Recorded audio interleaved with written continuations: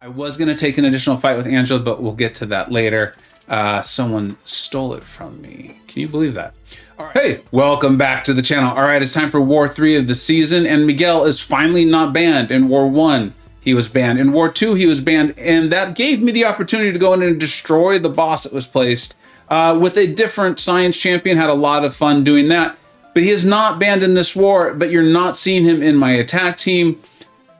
Fortunately and unfortunately, I am one of the very few people in my alliance, in my BG, that has a high SIG. I actually have a high SIG 200 rank 3 Angela, and she was needed this war. So we're going to go ahead and jump into this. Her and Magik are going to take some pretty tough fights, and fights that really only they can do, or they can do this well.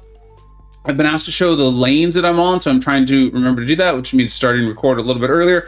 But let's go ahead and jump into this. This is lane 9 in section 1 here. We've got this Wasp, which you really just need to take advantage of or be aware of her, her evade timer. We'll kind of talk about that as we go through here. But you're going to see, and this is why Angela is so important. We have this Hazard Shift, Incinerate Poison, and then the Schadenfreude. I did bring in my Odin, who is an excellent champion, but we're not going to be using him. He's just going to be placing these pre-fights for me, which means that I am immediately going to be getting rid of any debuff that's coming on me, right? There's the 35.05% nullify and auto block ability. Sorry, the 35.05 damaging debuff duration. I'm going to have the 3 debuff buffs from Odin. So anything that could possibly happen to me is going to be going away as far as damaging debuffs are concerned.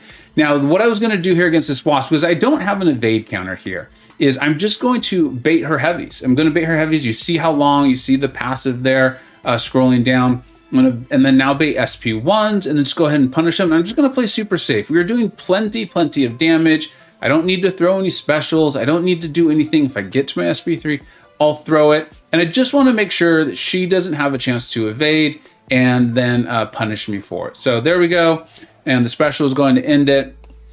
It's just about getting comfortable playing her, baiting that heavy. She will throw it, then you punish it and you have a lot of time. And then you can punish that SP1 a little bit too. So now moving on, and this is one of the main reasons why it was Angela in specific that was needed, because we're going to need this armor up going against this Havoc. Took him in an earlier war on for me, a much more difficult node. I think it had masochism on it, which meant the fight was going to last a lot longer. But here we go. So we have this feats of indestructible, which means I just want to be aware of that when he's going to reach that 1 bar of power. I don't want to be trying to damage him too much if I don't need to, because it's just going to be giving him power. I've got the power focused 1, so make sure I've got the evade down really well on his SP1. We do have the synergy with Odin this time, which is pretty nice, which means our buffs are going to be, I think, 5% stronger for every fight we've won. So they're going to be about 5% stronger. And then you're going to see me throw my SP1s in this one, because I want to ensure that I always have an armor up just in case something goes wrong. So I am going to be throwing my SP1, I think, coming up here in just a second. I see the timer going down on the armor up I had there. And so it's just a matter of doing this, making sure I'm prepared for the potential unblockable of his SP1. As you know, if you saw my previous video with this fight or version of this fight, I'd like to try to make sure I'm very aware of that. Sometimes I'll even end combos in a light attack or just back out, kind of like a backdraft type thing. But we're starting to hit pretty hard there. I mean, Angela's critting for, what was that, 6,000. That's not bad. We're not even landing the heavies, which I guess really maybe we could have or should have been doing there. She can parry the projectiles, but we still re-parried there anyway. Sometimes it just happens out of habit when fighting a champion like Havoc, who you're used to re-parrying. So this fight was fine. I mean, this was really pretty much like my planners, Taters, and Lizer being like, here's the answer to this node. Send in Vega, he's got one, and it worked out really well. I was going to take an additional fight with Angela, but we'll get to that later. Someone stole it from me. Can you believe that? All right, so moving on now, we're going into the Magik fights. Depending on when you see this, you may have seen my how to fight Dragon Man and actually heal up while you're fighting him. I'm not going to be trying to heal up while I fight this Dragon Man. This is a big, scary Dragon Man. We've got the power snack here, Outlast, and then backup recovery. The name of this game, and if you've seen me take Magik fights before, you're aware of how great she can be, and you know that sometimes in these sort of power gain fights, you'll see me actually intentionally take a combo at the start of the fight. I'm not going to do that here, and I'm not going to do it in the next one. The reason being is both of these champions have a passive power gain. Their combat power rate being hit is actually reduced. I'm also very comfortable handling their SP1. So I feel extremely confident that I can get to my SP2 with the power start boost before they can get to theirs. I am incredibly confident of it, so there's no reason for me to potentially take that 5-hit combo, and then if Limbo isn't in, hasn't started, or just maybe they crit, something goes horribly wrong. I'm playing Magik. The whole point of these fights, of bringing her in at this level of war here, is I'm just going to control the power. I'm going to keep this simple, right? Keep it simple, stupid, right? Kiss. And we've got the massive Mystic boosts on there, the power back. We happen to actually start in Limbo, and even though I had the plan, I was actually tempted to let him hit into me, but I was like, no, remember your plan. Don't do something silly here. And you can see that he's coming up on his SP2, but I knew I would get there. And even if he had thrown his SP2, I know how to handle that. That's fine. And so now that we're just going to be doing this, I can 5-hit combo him. This is different than the Mangog fight you're going to see here in a little bit. And again, I like to say this every time I use Magik in a war. This is tier 1 war, 4 Loki. I'm using a 5-star. Now, I understand 6 stars are better, rank 3, I get it.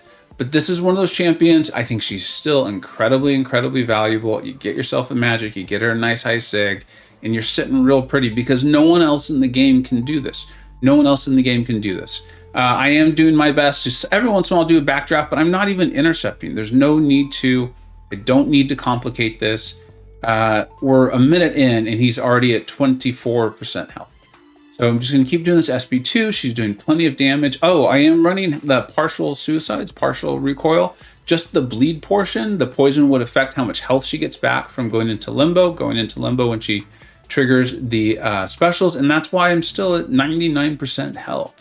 Getting a nice increased damage increase, the attack increase from running half of the suicides and the single point in recoil. And Limbo takes care of the rest for me. We're healing that back. So moving into, this is going to be my final fight of the war. This is a pretty nasty fight.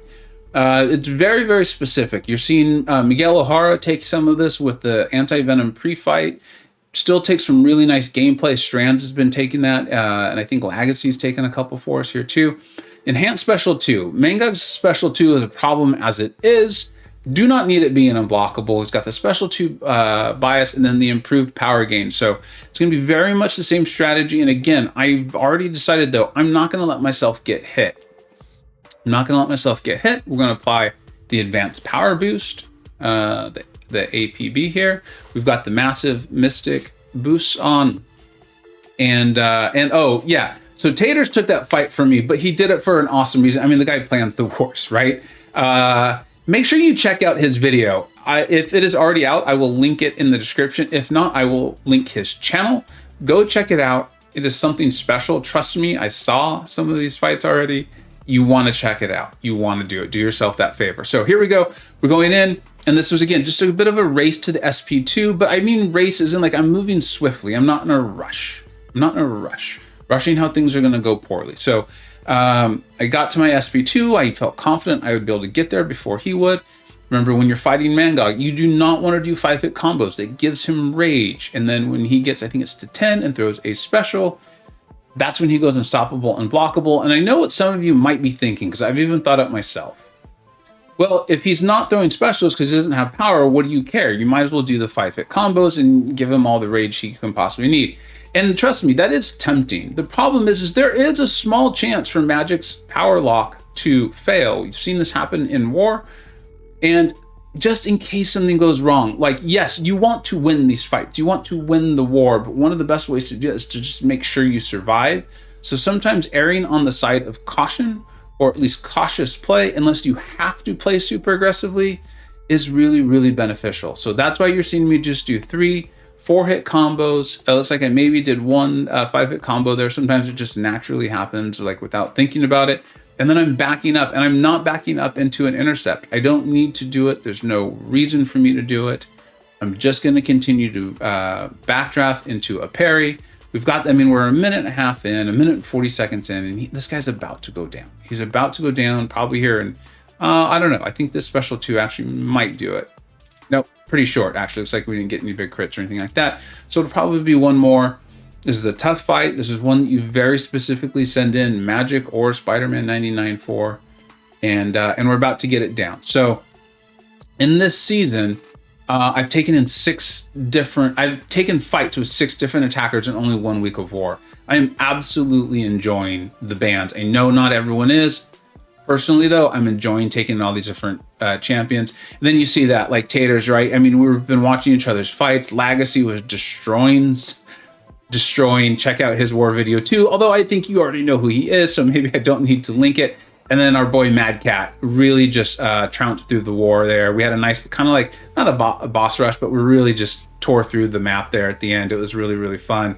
And you're going to see me right. It was like, it's a good day. It's just fun. It's fun being in a group that's doing this together.